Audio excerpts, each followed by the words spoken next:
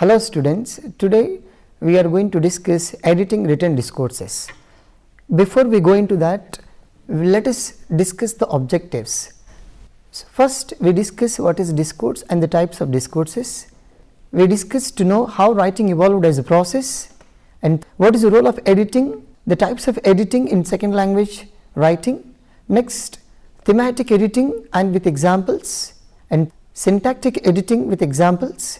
To know the features of morphological editing with examples, and to be aware of how written discourses can be edited. And at the end we will talk about what are the appropriate strategies for editing discourses.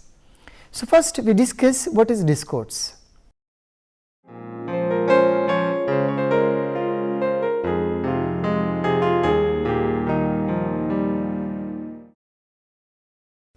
Discourse is a language, can be either spoken or written beyond the sentence level. Relationships and rules that govern the connection and interrelationship of sentences within communicative contexts. And discourse usually gives importance to meaning, and language exists in different types of discourses. For example, description, conversation, letter, message, report, poster, pamphlet, poem, etc. And the concept of discourse gives importance to holistic in nature. The concept of language learning can be possible holistically. Learners are evolved integratedly, and language is viewed not as a discrete aspect but integrated in the sense. Language does not exist in fragments or isolated sentences or words, but exists in meaningful discourse. And it allows every learner to learn language, to pick up either spoken or written meaningfully, contextually, by constructing knowledge of language, by deriving the meaning by the learners themselves. And moreover, every child can construct knowledge by associating the idea with the context of the sentence.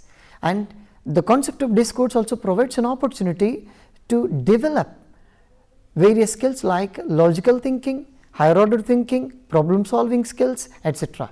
So when we look at ESL or EFL context, discourses can be in various aspects. For example, there will be major discourses or minor discourses.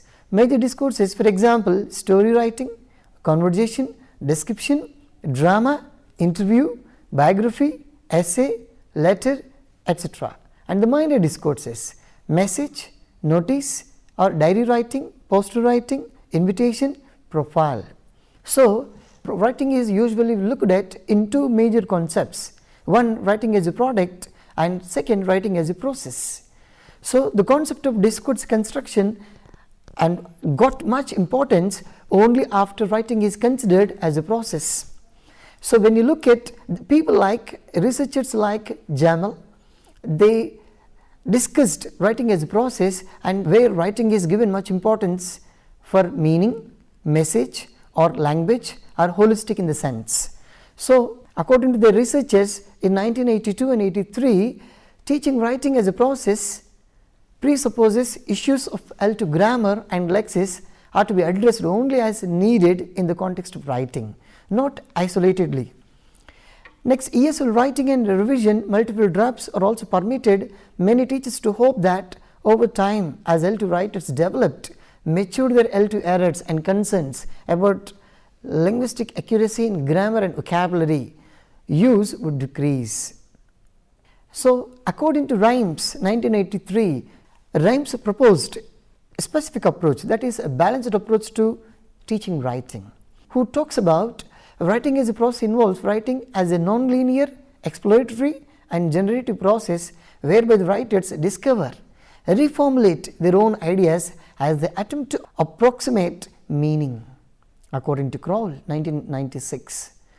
And writing as a process deals with thinking, and learners think when they write essay or when they write any form of discourse, like whether it can be writing a drama, writing a description, writing a narrative, writing a message, there will be a lot of thinking process that goes into the writer's mind, and there is a need to communicate with determined form, and it deals with thinking, and teacher's role is only to help students develop suitable strategies for getting started, for drafting or revising and editing. And editing, according to Kroll, which deals with attending to vocabulary, sentence structure, grammar and mechanics. Hence, writing as a process involves 4 important stages.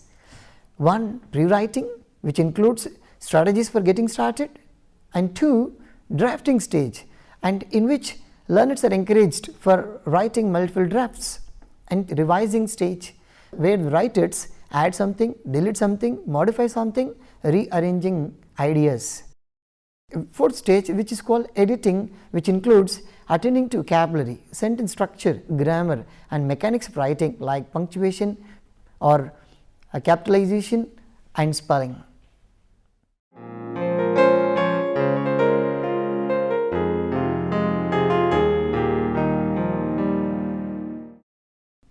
The concept of editing provides an opportunity to provide one's thoughts effectively, to have effective communication through writing, and it also involves thinking, overall structure of the discourse that is written, and to understand the focus of the discourse, to understand the thesis and the supporting ideas of the discourse.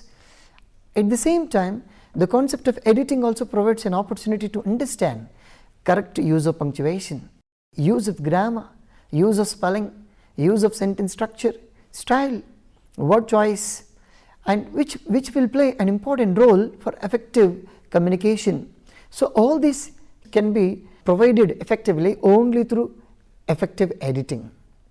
And to know the types of errors, what are the types of errors are related to theme, whether the errors are related to organization, whether the errors are related to grammar, whether the errors are related to vocabulary, this can be understood only through the process of editing. And to analyze theme, syntactic and morphological features of a discourse, and to help you slow down, examine one's own writing. Editing, it's not just for only to understand the mistakes in grammar, and it also provides an opportunity to understand the global theme, the concepts, and it avoids giving explanations about the mistakes that are done by children in vocabulary or in grammar. And it provides feedback. The feedback can be about grammar or about morphological errors, about the content or about the theme that is written by the learners. Now, we are going to talk about what are the types of editing in this next aspects.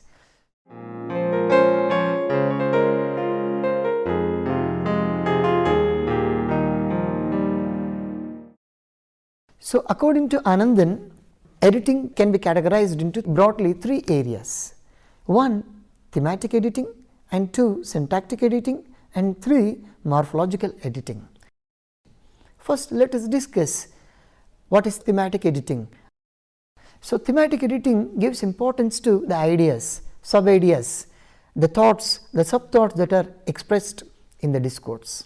That is, either in an essay or a letter or a biography or any form of discourse. And this thematic editing gives importance to, emphasizes on content and the organization of ideas, organization of words, organization of sentences, organization of paragraphs, and suitable introduction that is given to the discourse and the body of the discourse and the details and the conclusion. And at the same time, thematic editing also highlights the importance of ideas that are expressed in the discourse, which can be narrative or it can be description or profile or letter or essay. And this thematic editing emphasizes on the issues like coherence and cohesion. Coherence, which means the clarity of ideas expressed in description or the essay. Coherence, the use of conjunctions, use of connectors, use of prepositions, use of structural words throughout the discourse. For example, let us discuss how thematic editing plays an important role in. I am going to give you the criteria that is used, adapted when you edit thematically: biographical sketch, letter writing and conversation and essay. So, first let us discuss, when you look at biographical sketch, the following are considered as a part of thematic editing. So, as a part of biographical sketch or profile or autobiography, the following are given much importance in terms of thematic editing. 1. Details of the person. presentation of the relevant ideas and information, organization of the data, interpretation of the data and the drawing inference, reflection, thoughts and feelings, anecdotes, events and achievements, point of view, in which point of view the biographical sketch is written, organization and the use of cohesive devices, use of conjunctions, use of prepositional phrases, maintaining coherence and flow. So, when you think about letter writing, the following are given much importance: appropriate language to be to the context, appropriate format, whether it is formal or informal letter, whether it is personal or official letter, layout, what is the layout, that is what is the structure and the conventions that are followed in letter, introduction, suitable introduction and body of the letter and the kind of paragraphs that are used, that are written as a part of letter, and concluding paragraphs that are written by the student. Next, expressing ideas sequentially, what kind of sequence has been adapted by the writer, and use of persuasive language. If the letter is formal, what kind of language has been adapted by the writer? If the letter is informal, what kind of language has been adapted? All these are given much importance as a part of thematic editing when you write a letter. Here I am talking about what are given much importance when you write a description or an essay. So, the following which talks about what to be given much importance as a part of thematic writing, thematic editing.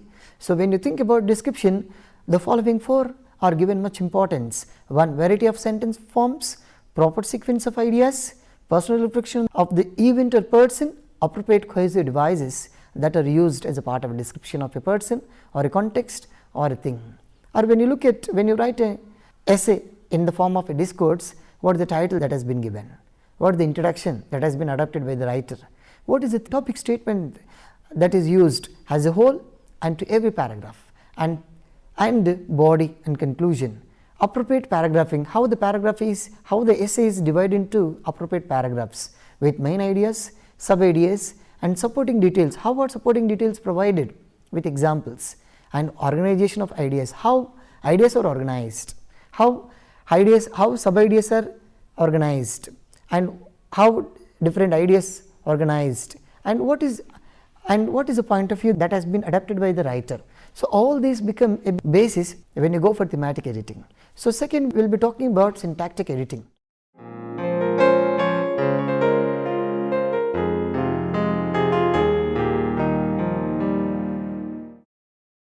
Syntactic editing, which usually talks about, concentrates only on 3 aspects.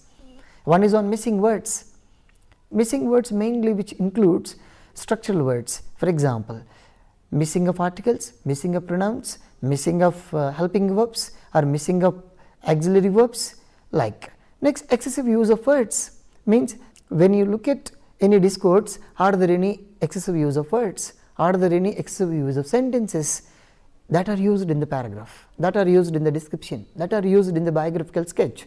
All these are to be discussed. Next, word order.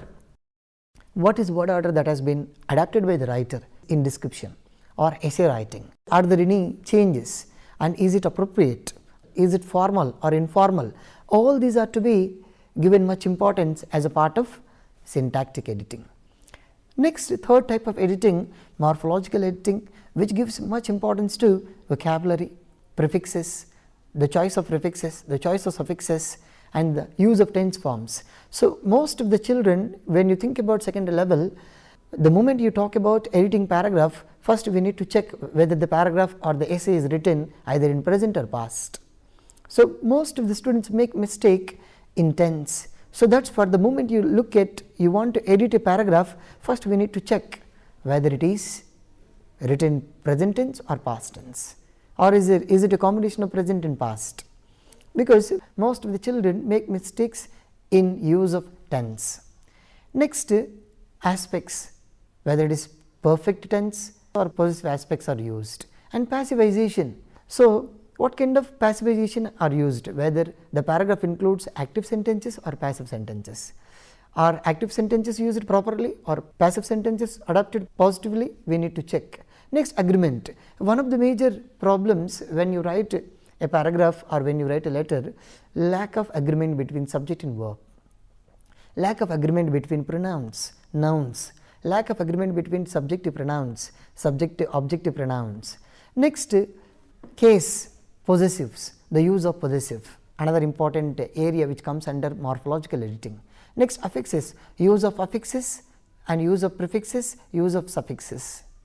Next, additional, apart from this, a paragraph can be also edited based on the use of punctuations. Are punctuations like comma, full stop, question mark, quotation marks, colon, semicolon, are they adapted properly or not? We need to check. Hyphens. Next, capitalization, the use of capitalization. Are nouns used properly in capital letters? And spelling mistakes. Spelling, most of the written discourses where you can find a lot of mistakes in spellings. So, apart from thematic, syntactic and morphological editing, mechanics of writing like correct use of punctuations and capitalization and spelling, these are to be given much importance when we talk about editing.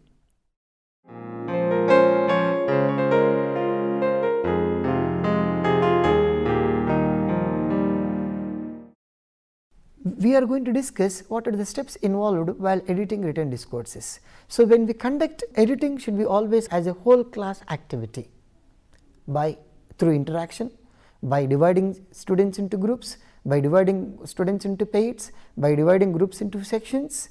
Next, when you give importance to editing discourses, first and the foremost aspect will be we need to give importance to thematic editing. That plays an important role. Next, thematic editing and checking discourse features. For example, when you go for essay writing, essay discourse editing essay. So, we have listed out a few aspects that go into when you edit an essay, that are to be given much importance. Or else when you edit a letter, so what are to be given much importance? We need to think about giving importance to body, giving importance to introduction, giving importance to layout, giving importance to structure, giving importance to persuasive language, giving importance to other features that go into letter writing. First importance aspect ought to be given to thematic, the features which come under theme. Next, apart from theme and discourse features, we should also give importance to, are there well formed sentences in the discourse? What is the word order that has been adapted by the writer? And what are the missing words? What are the repeated words? And what are the common errors that are made by the students? And are there any mistakes in prefixes or suffixes? Are there any mistakes in subject and verb agreement? And are there any mistakes in punctuation? Or are there any mistakes in spellings? So, when you edit any discourse, we should also think about what are the key phrases and key sentences, okay, that go into editing. And when you conduct editing, students should be placed in small groups, what I suggested previously. Let them read what somebody has written in the form of discourse. Discuss the major aspects, whether the mistakes are in terms of theme, whether the mistakes are in terms of vocabulary, whether the mistakes are in terms of structure. Next, teacher should allow students to evolve their mistakes by themselves. That is a major motto of discourse. So, when you think about writing as a discourse, we need to give much importance for understanding mistakes by the learners themselves. That this feature has to be developed by the teacher, okay, through this. Next, teacher should also allow students to know their mistakes independently and to understand the mistakes of the other learners and to learn from the teacher and to learn from other students. Finally, editing exercise should help students in groups reflect, suggest changes through effective consolidation of the teacher. So, according to Raimes 1983, who proposed a balanced approach to editing discourses, and where he talks about other issues. First, when you edit, we need to think about what is the selection of topic and are the ideas written according to the topic or not. We need to check. Preparation of writing, was there any proper brainstorming activity before this discourse is written? How it is written, and whether there was any rewriting or not, and appropriate editing has been adapted or not. Was there any proofreading or not, or how a final copy is made? All these are to be given according to Raimes. Next, during the process of editing written discourses, it causes a number of errors, numerous errors. For example, L1 transfer, incomplete understanding of the word meanings, or syntactic rules, or lack of understanding the title itself, or casual mistakes, regular mistakes. For example, most of the students all the time go on using capital letters. A lot of errors are to be considered particular, very important in ESL academic context according to Santos. And lack of subject verb agreement, this plays an important role when you edit Discourse. This has to be given much importance. Are the students able to adapt proper agreement between subject and verb, and inability to identify correctly the noun phrases, verb phrases, or using the other aspects. Errors that have less impact on evaluation of students' text include word order. This will have less impact. Example, word order, verb tense, word morphology, word forms of verbs. Means, for example, when learners are able to use past forms or past participle forms, they may not be able to use properly. When you go for thematic editing, first we need to think whether students are able to present their ideas, whether they are able to present ideas or not. Is there any gap between the ideas? Are there any ideas which we can add? Let children go through the scripts, like we need to go on and understand. So when you think about syntactic writing, we need to look at, are the students able to use appropriate perfect forms of verbs, possessives, and appropriate use of possessive verbs, and appropriate use of sentences, appropriate use of morphological features, syntactical features, errors. All these are to be given much importance.